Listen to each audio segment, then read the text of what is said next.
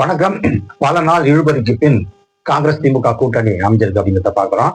அன்பு உறவுகளே, உங்கள் தொடர் ஆதரவுக்கு நன்றி. நீங்க தொடர்ந்து ஆதரவு கொடுத்ததால தான் என்னால வீடியோஸ் நிறைய போட முடியுது. ஒரு வாரம் கொஞ்சம் பெண்டிங் ஆச்சு, அதுக்காக மன்னிச்சுங்க. தொடர்ந்து ஆதரவு கொடுங்க. நம்ம கரண்ட் டாபிக்ஸை பத்தி நிறைய பேசுவோம். இப்ப வச்சுக்குவாங்க. அதாவது இந்த காங்கிரஸ் திமுக கூட்டணிங்கிறது வந்து பயங்கரமான ஒரு இழுபறியா இருந்துச்சுங்கிறத பாக்குறோம். அதாவது இந்தியா அலையன்ஸுக்கு தமிழ்நாட்டுல இப்ப என்டிஏ கூட்டணி எல்லாம் வந்து அங்க அவ்வளவு பிரச்சனை இல்லை. அதாவது இன்டர்னல் இஷ்யூஸ் இருந்தா கூட அவங்க வந்து பாஜக கீழே அந்த தேசிய முன்னணி கீழே அவங்க ஒன்று சேர்றதுல எந்த பிரச்சனையும் கிடையாது அப்படிங்கிறத நம்ம பார்த்தோம். ஆனா இங்க திமுகவை பொறுத்தவரையிலையும் இந்தியா அலையன்ஸை பொறுத்தவரையிலையும் நிறைய பிரச்சனைகள் இருந்தது. சிறு சிறு கட்சிகள் பிரச்சனை பண்ணல. ஆனா காங்கிரஸ் மட்டும் வந்து ஒரு 2-3 மாசமா தொடர்ந்து பாத்தீங்கன்னா ஆட்சியிலும் அதிகாரத்திலையும் பங்கு வேணுங்கிற மாதிரியான ஒரு லோக்கல் அஸ்பிரேஷன்ஸினுடைய அது முன் வச்சு இவங்க எல்லாம் வந்து கேட்க ஆரம்பிச்சாங்க. அதுவும் குறிப்பா 2-3 பேர் தான். அதாவது மாணிக்கம் தாக்கூர், பிரவீன் சக்கரவர்த்தி, ஜோதிமணி, இந்த மாதிரி சில ஆட்கள் மட்டுமே வந்து நம்ம ஆட்சியின் அதிகாரத்தில் பங்கு கேட்போம் அப்படிங்கிற மாதிரி ஒரு எங்க தொண்டர்கள்லாம் அந்த மாதிரி தான் கேட்டுட்டு இருக்காங்க.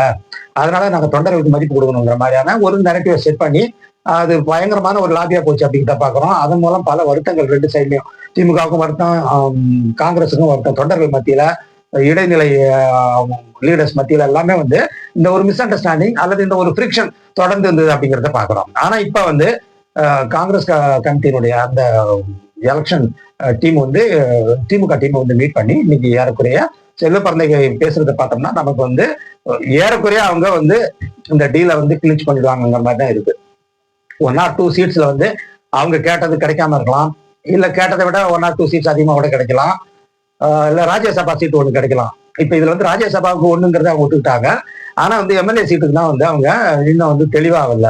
இவங்க வந்து 35க்கு மேல கேட்கறாங்க, அவங்க 25லயே நிக்கிறாங்கன்னு பாக்குறோம். அவங்க இனிமே நெகோசியேட் பண்ணி அவங்க ஒரு முடிவுக்கு வந்துருவாங்க. ஆனா ஒரு விஷயம் நமக்கு தெரிஞ்ச விஷயம் என்னன்னா, தெர் இஸ் நோ மோர் இழுபறி. அதுக்கான வாய்ப்பு கிடையாது. ஏன்னா செல்வ பிறந்தைக்கு வந்து ரூல் அவுட் பண்ணிட்டாரு. இதுல இருந்து இனிமே பதரா பேசுறதுக்கோ, இல்ல வேற டிமாண்ட் பண்றதுக்கோ, இல்ல வேற ரூட் எடுக்கிறதோ, இல்ல விஜயனுடைய தாவேகா நோக்கி போறதோ எந்த முகாந்திரமும் இல்ல. அந்த ரேஞ்சில நாங்க இல்ல. சோ அது வந்து அந்த விஷயத்துக்கு முற்றுப்புள்ளி வைக்கப்பட்டு விட்டது அப்படிங்கிறத இப்ப நம்ம இந்த பேச்சுவார்த்தை மூலம் நமக்கு தெரிய வருது. ஆக 1 or 2 டேஸ்ல வந்து இவங்க என்ன கேட்கறாங்க, அவங்க என்ன கொடுக்குறாங்க அப்படிங்கிறது வந்து நமக்கு தெரிய வரும். ஆனா வந்து இதுல ஒரு இஷ்யூ என்னன்னா, ராகுல் காந்திக்கு வந்து இந்த லோக்கல் அவருடைய சப்போர்ட்டர்ஸ் எல்லாம் சொல்ற மாதிரி அதிகாரத்திலையும் ஆட்சியிலும் பங்கு கேட்கலாங்கிறத வந்து இவங்க தூண்டி விட்டதை அவர் கேட்டு அவரும் என்கரேஜ் பண்ணாரு அப்படிங்கிறத பாக்குறோம். ஆனா சோனியா காந்தியும் கார்கேவும் வந்து தெளிவா சொல்லிட்டாங்க, நமக்கு வந்து திமுக வந்து நீண்ட நாளைய நண்பனா இருக்கு. இங்க இந்தியா கூட்டணிக்கு அவங்க 39-40 எம்பி எல்லாம் நம்ம ஒரு பிளாக்கா இருக்கிறோம். நாளைக்கு பாஜக நம்மள ஏதாவது எதிர்த்து பண்ணா கூட அதை கவுண்டர் பண்றதுக்கு நமக்கு ஒரு டீம் இருக்கு. அதனால இந்த இந்த ஆஸ்பெக்ட்ல பார்க்கும்போது நமக்கு அந்த கூட்டணி கண்டினியூ பண்ணா நல்லா இருக்கும். லோக்கலோ இல்ல எம்எல்ஏ இல்ல மற்ற பிரச்சனைகள் வந்து பேசி தீர்த்துக்கலாம். அது அப்படியே வரலன்னா கூட பரவாயில்ல, அதனால ஒன்றும் பெரிய இஷ்யூ கிடையாது அப்படிங்கிறது அவங்களுடைய 2 பேருடைய ஒரு அட்வைஸ். அப்ப ராகுல் ஒரு டீம் வந்து நடத்தி இருக்கிறாரு, சோனியா கார்கே அவங்க வேற ஒரு டீம் நடத்திருக்காங்க பார்க்கலாம். எப்போதுமே வந்து காங்கிரஸுக்கு ஒண்ணு சொல்லுவாங்க, தொண்டர்கள் 1000 பேர் இருக்காங்கன்னா லீடர்ஸ் வந்து 2000 பேர் இருப்பாங்கன்னு காங்கிரஸ் பத்தி அந்த காலத்திலேயே சொல்லுவாங்க. ஸோ அது இன்னைக்கு வரையும் அது உண்மையா இருக்கு. ஸோ அப்படி இருக்கும்போது இப்ப வந்து மேலிடம், திமுக மேலிடம் அல்லது காங்கிரஸ் மேலிடம் ரெண்டும் சேர்ந்து அவங்க வந்து ஒரு டீலை கிளிச் பண்ண போறாங்க அப்படிங்கிறது நமக்கு ஒரு கன்ஃபார்ம்டா இருக்கு. இப்ப இதுல வந்து இன்னொரு கேள்வி எழுது என்னன்னா, திமுக ஆல்மோஸ்ட் வந்து காங்கிரஸ் கை நழுவ விட்டுடும், அது போனா போது நம்ம வேற ஆளுகளை இருக்கிற ஆளுகளை வச்சு நம்ம வந்து மேனேஜ் பண்ணலாம் அப்படின்னு தான் வந்து ஆருடம் சொல்லப்பட்டது. அல்லது இந்த மாதிரியான ஒரு ஒப்பீனியன் வந்து தொடர்ந்து பேசப்பட்டுட்டே வச்சு அப்படிங்கிறத பார்க்கலாம். ஏறக்குறைய டயர்ட் ஆயிட்டாங்க 2 பேரும், 2 தொண்டர்களும், அந்த திமுக தொண்டர்களும் டயர்ட் ஆயிட்டாங்க, காங்கிரஸ் தொண்டர்களும் டயர்ட் ஆயிட்டாங்க. அதனால அவங்க வேற வேற வழியில போறதா நல்லதுங்கிற மாதிரி ஒரு கருத்து வந்து வெளியே ஆல்மோஸ்ட் அவங்க அதை gone out of the alliance அப்படிங்கிற மாதிரி தான் பேச்சு இருந்துச்சு.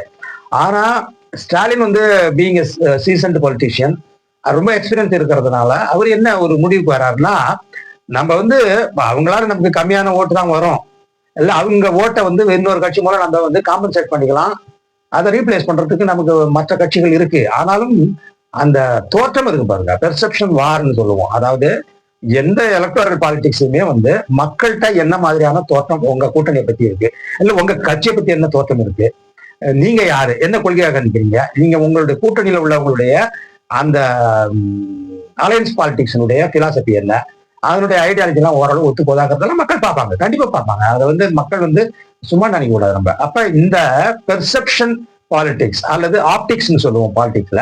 ஸோ இந்த ஆப்டிக்ஸ்ல வந்து காங்கிரஸோட நேம் இருந்தா நமக்கு வந்து ஓரளவு மக்கள் மத்தியில, குறிப்பாக மைனாரிட்டிஸ் மத்தியில அது ஒரு பாசிட்டிவான ஒரு டிஃபால்ட், ஒரு டிஃபால்ட்டா வந்து காங்கிரஸ் பொதுமக்கள் வந்து காங்கிரஸுக்கு ஓட்டடிக்கிறவங்க நிறைய பேர் இருக்காங்க. ஸோ இப்ப காங்கிரஸும் திமுக சேர்ந்துருக்குன்னா நமக்கு பாஜக இருந்து ஒரு பெரிய பாதுகாப்பு இருக்கும்னு நினைக்கிறவங்க எல்லாம் சேர்ந்து என்ன பண்ணுவாங்கன்னா கண்டிப்பா நமக்கு ஓட்டு போடுவாங்க. அது வந்து ஒரு ஒரு வின்னிங் ஸ்ட்ராட்டஜியா மாறும் அப்படிங்கிறது ஸ்டாலினோட அந்த எண்ணம். ஸோ அதன் பிரகாரம் தான் அவர் பிடிவாதமா இருந்தாரு. எவ்வளவு பேர் என்ன கிரிட்டிசைஸ் பண்ணி கூட அவர் ரியாக்டே பண்ணல, சீனியர்ஸை கூட ரியாக்ட் பண்ண சொல்ல, ஒன்லி சோசியல் மீடியாவில தான் சம் ரியாக்ஷன் இருந்துச்சு. அதை கூட அவர் வந்து கட்டுக்கலீங்களா. ஸோ அவரு இழுத்து பிடிச்சி இந்த அலைன்ஸ் வரணுங்கிறத அவர் விரும்பினார்கிட்ட பார்க்கணும். அவர் நினைச்ச மாதிரியே வந்து அலைன்ஸ் வந்து ஃபார்ம் ஆயிடுச்சு அப்படிங்கிறத பார்க்கலாம். ஆக இப்ப வந்து இந்த அலைன்ஸ் ஃபார்ம் ஆனதால என்ன ஒரு நன்மைன்னா, இது வந்து ஒரு ஸ்ட்ராங்கான செக்குலர் பேஸ் உள்ள தமிழ்நாட்டு மக்களுக்கு சோசியல் ஜஸ்டிஸையும் செக்குலரிசத்தையும் முழுமையாக தரக்கூடிய ஒரு கூட்டணியா இருக்கு. ஸோ இந்த கூட்டணிக்கு நம்ம ஓட்டு போட்டோம்னா கண்டிப்பாக வந்து இந்த சோசியல் ஃபேப்ரிக் என்று சொல்லப்படுகிற தமிழ்நாட்டில் நிலவுகிற அந்த மத நல்லிணக்க இழை அது தொடர்ந்து இருக்கும் அப்படின்னு மக்கள் நம்புவாங்க. மக்கள் நம்புறதுக்கான வாய்ப்பு இருக்கு. வேற இந்த என்டிஏ கூட்டணியில பாத்தீங்கன்னா அந்த மாதிரியான ஒரு வாய்ப்பு இல்லை. ஏற்கனவே அது செதஞ்சு போயிருக்கு அந்த அணி. அதுக்கு மேல இன்னொன்னு என்ன இருக்குன்னா பாஜகவினுடைய பிரசன்ஸ் இருக்கு இல்லைங்களா. பாஜகவுடைய கொள்கைகள், ஐடியாலஜி, அதனுடைய பிரின்சிபல்ஸ், அதனுடைய அரசியல் தத்துவம், இது எல்லாமே வந்து ஒரு நேச்சுரலான ஒரு விரோதம் போக்க வந்து மக்கள் மத்தியில கிளப்பி வச்சிருக்கு. பாஜகனாலே அது வந்து டிவிசி பாலிடிக்ஸ் பண்ணுவாங்க, ஹேட்ரேட் பண்ணுவாங்க, மைனாரிட்டிஸ் அடிப்பாங்க, அவங்க இந்துத்துவ பாலிடிக்ஸ் பண்ணுவாங்க, அவங்க வந்து இந்து மத ஆட்கள்லாம் போலரைஸ் பண்ணி மற்றவங்களை வந்து ஒதுக்கி வைப்பாங்க அப்படிங்கிற ஒரு கைண்ட் ஆஃப் தாட் வந்து மக்கள் மத்தியில இருக்கு அப்படிங்கிறத பாக்குறோம். ஏன்னா அது வட இந்தியாவை பொறுத்தவரைக்கும் உண்மையா இருக்கு, மக்களும் பாக்குறாங்க. ஸோ அவங்களோட அலையன்ஸ்ல எந்த கட்சி இருந்தாலும், எவ்வளவு புனிதமான கட்சியா இருந்தாலும், தமிழ்நாட்டை பொறுத்தவரையிலையும் அதுக்கும் வந்து அந்த ஒரு ஹேட்ரடு அல்லது வந்து ஒரு அவர்ஷன் சொல்றீங்களா அது தொடர்ந்து இருக்கத்தான் செய்யும். அதுல நீங்க ஒண்ணு மாற்ற முடியாது. நம்ம பேசிக்கலாம் வேணா, மக்கள் மத்தியில அந்த மாதிரியான ஒரு தோட்டம் இருக்கு.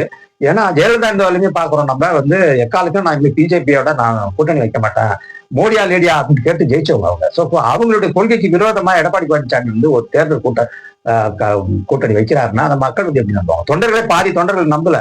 இந்த லீடர்ஸ் சொல்றதால இந்த லீடர்ஸ்க்காக வேண்டி இந்த தொண்டர்கள் வந்து இதை நம்பி அந்த கூட்டணிக்காக உழைக்கிறாங்களோ ஒழிய இன் ரியாலிட்டி தொண்டர்கள் மத்தியிலுமே இந்த அலைன்ஸ், அவங்க என்டிஏ அலைன்ஸ் வந்து ஒரு சிங்க் ஆகாது அப்படிங்கிறத நினைக்கிறோம். அதே மாதிரி அதனுடைய வாக்கு வங்கியே பாத்தீங்கன்னா சின்ன சின்ன தலைவர்களோட பேஸ் பண்ணி தான் இருக்குது. இந்த பாரிவேந்தர் மாதிரி, ஜான் பாண்டியன் மாதிரி, டிடிவி, இப்ப இந்த மாதிரி தனித்தனி மக்களோட, தனித்தனி தலைவர்களோட, தனித்தனி ஜாதி தலைவர்களோட அவங்க கூட்டணியில தான் இந்த இது வந்து ஜெல் ஆகுது ஒழிய காடஸ் மத்தியில வந்து அந்த அளவு ஜெல் ஆகுமான்னு சொல்ல முடியாது. ஆனா இங்க இந்தியா கூட்டணியை பொறுத்தவரையிலும் கூட்டணி கட்சிகளுடைய ஐடியாலஜியும் சரி, திமுக ஐடியாலஜியும் சரி, ஏறக்குறைய ஒரு 70% ஒரு ஒற்றுமை இருக்குங்களா. ஸோ அந்த சென்ஸ்ல பார்க்கும்போது அந்த கூட்டணியை மக்கள் கண்டிப்பாக விரும்புவார்கள். 4 முனை போட்டிங்கிறதால வந்து கண்டிப்பாக வந்து இந்த இந்தியா அலையன்ஸ் வந்து நல்ல ஓட்டு வாங்குறதுக்கான வாய்ப்பு இருக்கு. அடுத்தடுத்த முறையில் வேற விடயங்களை பார்ப்போம். நன்றி, வணக்கம்.